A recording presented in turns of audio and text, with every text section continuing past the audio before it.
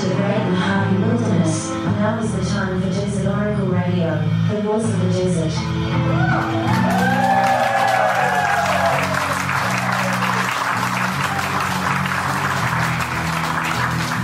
Night is falling on the desert. Well, it's good to see humans. I haven't seen any for a year and a half. Except for Rob, occasionally. Red, Blue, Black, Silver, and Herb Benham IV, who did our set here to open us up. Thanks very much.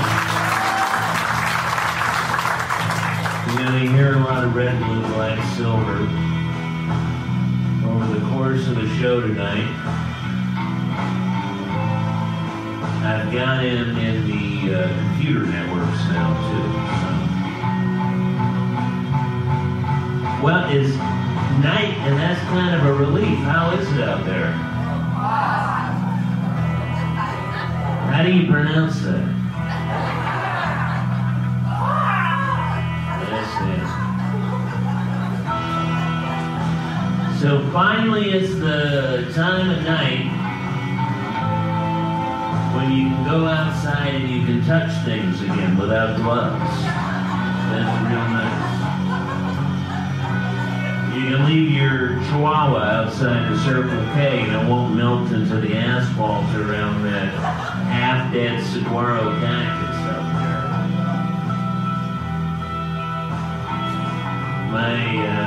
My uncle in Phoenix had chihuahuas his whole adult life.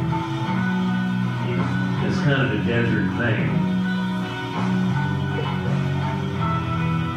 And when I lived in Phoenix as a kid in the 70s, my dad as well, my father, he had a thing for chihuahuas. And they were twins, and I started to think this is a genetic thing. But slowly I realized that people in the desert like to keep chihuahuas. They especially like those genetic accident, mongrel, like wiener dog chihuahuas. And they live in 20, 25, 35 years. Like a parrot. But they're just as mean. So, when I was growing up, I was hanging out with my uncle in Phoenix one beautiful July. And I said, look, beyond the obvious, and the obvious for him is he taught his last chihuahua. He had 2 or 3 over 40, 45 years. He taught it to run into the corner and stand up on its head. And he'd give it a little bite of rolled taco. But I asked him, I said, Don, why do you keep those awful dogs? And he said, well, Ken, I keep them because they don't give one damn if it's 120 degrees outside. And sure enough, they don't. It can be 110, 120, and the chihuahuas are weirdly active. They don't care, you know. It was in the late 1700s when the dog breeding people first noticed the Chihuahua in the state of Chihuahua in Mexico. They saw them running out among the cactus and the yucca. No, they're not natives. They have only 4% of their original DNA. Their DNA from the dog set came mostly across the land bridge, the Bering Land Bridge. They may have come over in boats as well. But by the time we reach the point in history where we've got catastrophic climate change, but we can all get DNA tests on our dogs, which is now. It was discovered that over the centuries since European contact, contact's a nice word, that they lost 96% of their original DNA, but they kept their meanness. They kept their size. They kept their longevity.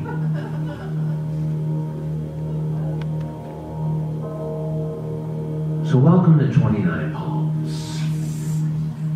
29 Palms is a long-term U.S. government science experiment. For 50 years now, we've been taking young hillbilly kids from like upstate New York or the Ohio Valley or wherever, and we put them out on this make-believe war base out north of here just to see what happens. Put them out here in July, just in case. I think we're out of countries to use that environment on right now, but it's still here. It's an important part of our economy. It's why a lot of people settled here. It's why a lot of people fell in love with the desert. It usually happens like in December. And this time of year, people coming around who haven't been here, and they just sort of look around and say, what do you think? It's different.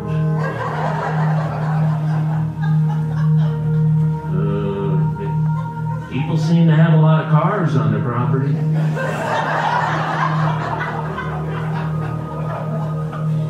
Which is unfair to the desert, because in the desert all is laid bare, all is revealed.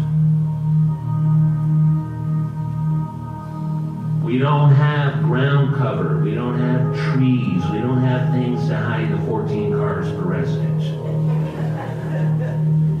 13 of them haven't run this century.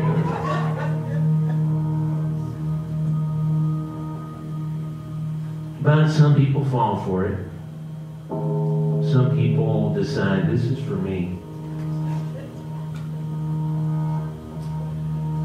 And it turns out a lot of the things that you worry about when you come to the desert, the dramatic stuff, is not really the stuff you have to worry about. Now and then a tourist disappears. Now and then an innocent 2-year-old child is pulled from the side of the campfire and beheaded and eaten by Yucca Man. But these are outliers. For the most part, the things we have to remember are, go get your moles checked. Desert residents know this. I've been to dinner parties where respectable people go into deep half-hour medically explicit conversations about getting their moles removed. So you got to get that checked. And all the dermatologists are plastic surgeons too, if you have the money. So yeah, no skin cancer this time, but the sun's kind of done a number on you, hasn't it? I can fix that if you got the money or the credit. Palm Springs is full of them. A lot of us also end up seeing allergists. Now, I lived in this area for about a dozen years before I realized, I think there's something in the 80-mile-an-hour constant winds full of toxins and dust that's not working all right with me in my middle age. So I go see the allergist, and they test you. You know, they poison you with all these different things. And it turns out I'm allergic to everything in the desert. Western juniper? Yeah, that wilt took 2 weeks to go away. Russian thistle? What some people foolishly call tumbleweed? Yeah, not good for you. But in a way, it's better than the normal doctors you have, say, in Los Angeles. In Los Angeles, the normal doctor is a therapist. A therapist is a special kind of doctor that can help you in any way if you get hurt or sick. Now, maybe they could call 911 if you're choking on a breath mint or something. And maybe when the cop shows up, he'll just shoot your chihuahua. It could work out.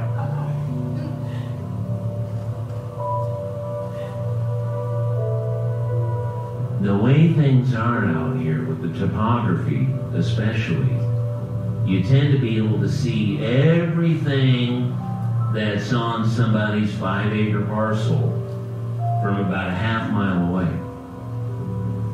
You can count all the cars,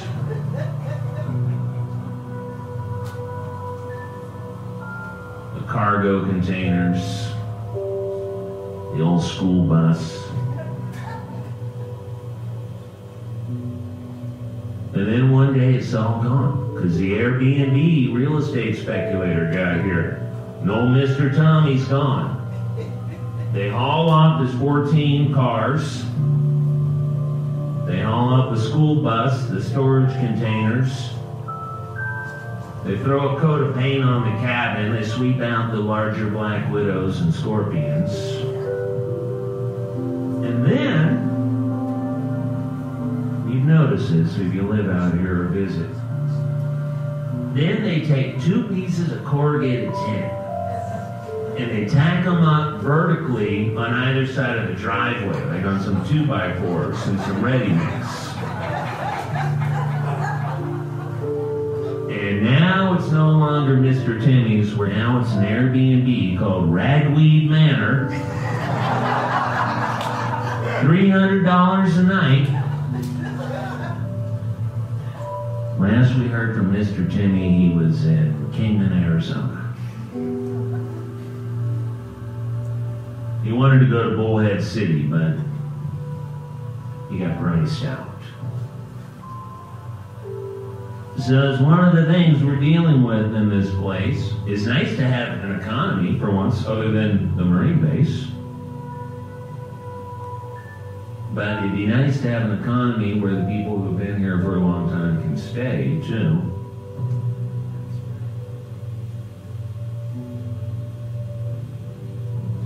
So it's not quite figured out yet. It kind of goes from town to town. Yucca Valley has a vacation rental ordinance. San Bernardino County is a funny thing about San Bernardino County. San Bernardino County had never heard of the Morongo Basin until about 2018, when one of the county supervisors, before he went to prison, because that's what happens with all of them, his stepdaughter said, "Hey, I saw on Instagram that there's all these cool places up there. We got to go up there and check that place out." So we're starting to get some regulations in that department.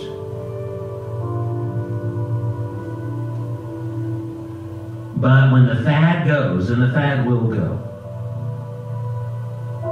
I think another 5 or 6 of these heat domes should do it.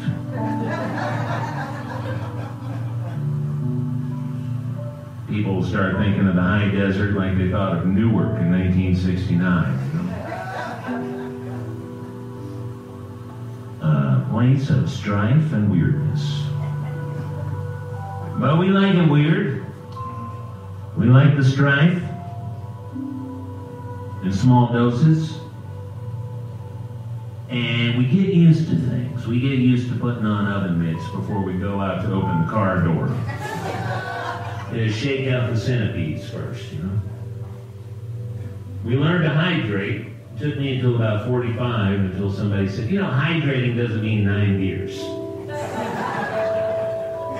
And yet, a lot of old-time desert explorers will tell you, when you drove around any sparsely populated desert place, you always kept a big ice chest of cold beer floating in that 5-pound bag of ice you got away back. In that way, when you're going by some miner's cabin, and you see the black flap kind of lift up over the window and one beady eye and the barrel of a shotgun, you say, "Howdy, neighbor, how about a cold beer?" That has diffused more desert situations for four-wheel drive and backcountry travelers than probably anything else. And there's still a few of them out there. Not quite like it was, say, in East Mojave National Scenic Area in the 1980s, when there were still a number of artists and oddballs and stuff living within what we now call Mojave National Preserve. They're almost gone now. Most of them supported it becoming Mojave National Preserve. Some neighbors I had in Joshua Tree were instrumental in getting the Eastern Mojave National Scenic Area converted into a part of the National Park System. The Hughes, and the woman did not want to move to the desert unless she was allowed to grow some pine trees to remind her of nicer climates. So around their acre in Joshua Tree, about a quarter of it was a little pine tree forest. But she and her husband went to Washington in the mid-1990s and sort of sealed the deal to turn this place, it was public land already, so nobody losing any land or anything, from Bureau of Land Management Control to National Park System. Congressman down in Palm Springs decided we should still be able to hunt deer there 2 weeks a year, so it's called Mojave National Preserve instead of park. If you've wondered why one unit of the National Park System is called Preserve, thank you, Representative Jerry Lewis of the Low Desert.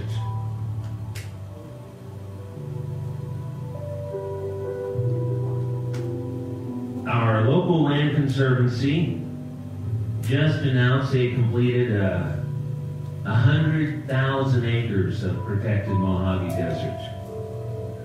And God bless them for that, because they started the year I moved to this area in 2009 to get 100,000 acres. Now, mind you, each acre wasn't separate.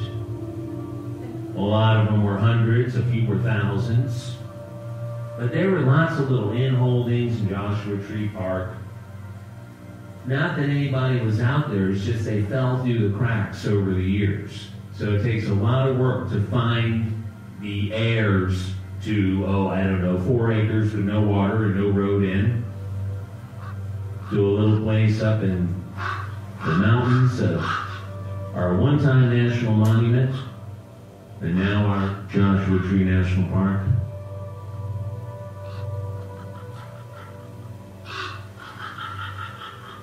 So remember your oven mitts in the daytime. Remember to hydrate, not all beer.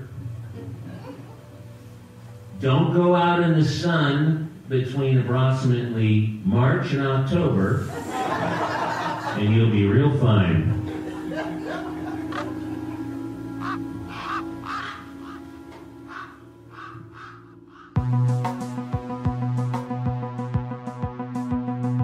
Flash floods in the desert.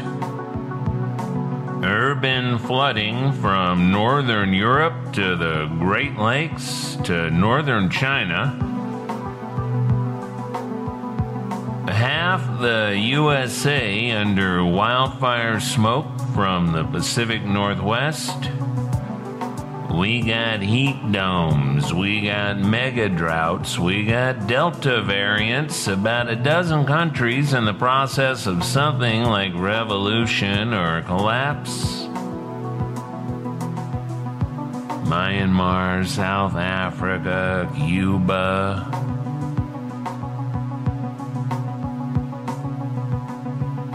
Africa cannot get vaccines, and America cannot seem to give them away. to Americans anyway, is back to the mask in LA County. 30 or 40 or 50 million kids in America still wondering if they will go back to school in the fall or if it's another year of solitary confinement. And this is why we should only read the news maybe once a week or maybe once a month. It's too much all the time, and 99% of it is completely beyond our control, my control, your control, beyond our experience, our abilities to correct.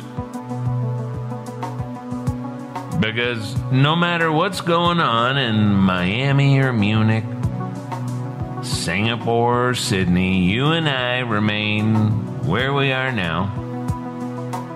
And nobody seems to want to give us a pass or a mental health day or whatever because it's all too much.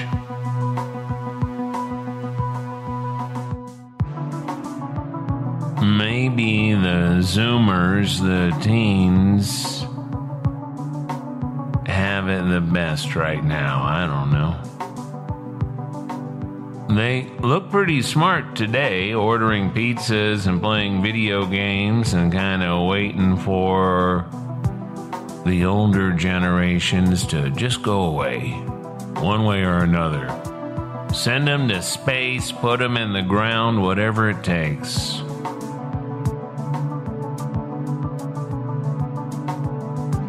I was talking to this teenager the other day and said something about Olivia Rodrigo managing to visit the White House without the guy sticking his tongue in her ear or whatever, and the teenager says, neither of those people are even real.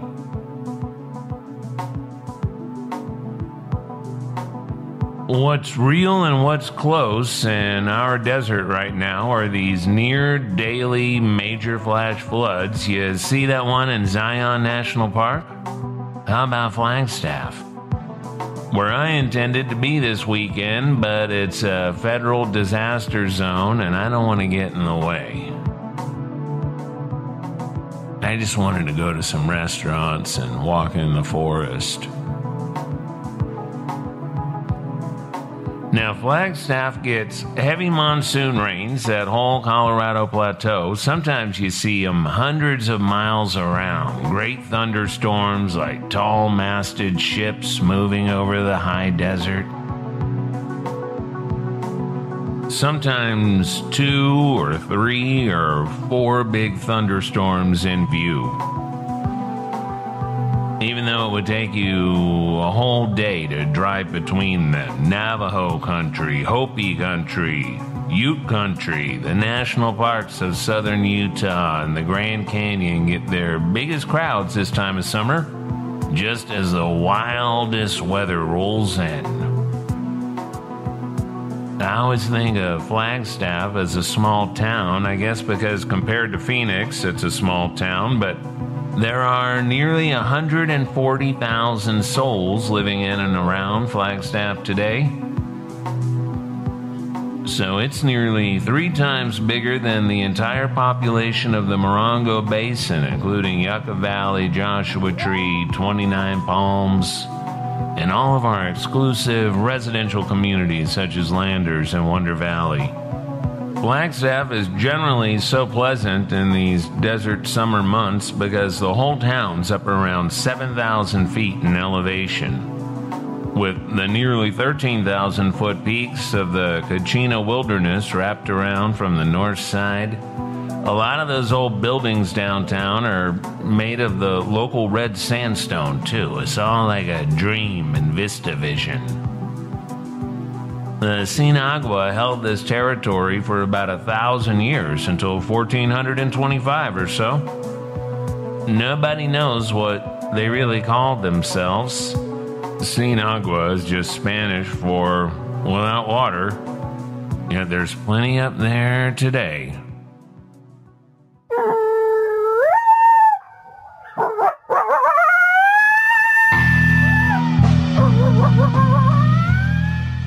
From Amboy to Zizix and across the Great Mojave Wilderness, this has been Desert Oracle Radio, broadcasting from Joshua Tree to the whole American desert and beyond. Thanks to everybody who made their way to 29 Palms for our sold-out shows at Theater 29. Boy, that was fun. We'll have some new dates to announce soon all over the place. I think we're starting the tour in Illinois. No kidding. And pick up a copy of Palm Springs Noir if you can, because it's got a lot of dark, strange desert tales of humans gone wrong. And I've got a story in there called The Loop Trail. You can get the book from Akashic Books. Check your local bookstores.